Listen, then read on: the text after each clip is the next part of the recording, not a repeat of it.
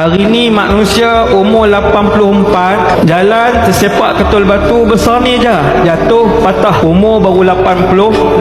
Alam ini, langit, bintang, bulan, matahari, bumi, planet, galaksi 13.2 bilion tahun. Subhanallah yang menciptakan alam ini, subhanallah yang mentadbir alam ini. Wahdahu la syarikalah, hanya Allah berseorangan, la syarikalah, tiada yang mempersekutuinya di dalam apa jua sekalipun. Allah Jalla Jalaluh. Sebab itu bila sampai masa kehancuran alam semesta, kematian alam semesta, alam ini mati, alam ini hancur, Allah mengarahkan Israfil untuk tiup sangkakala yang pertama, lalu matilah semua yang bernyawa di kalangan manusia, semua yang bernyawa di kalangan binatang, semua yang bernyawa di kalangan jin, semua yang bernyawa di kalangan syaitan, termasuk keseluruhan para malaikat, yang bilangan para malaikat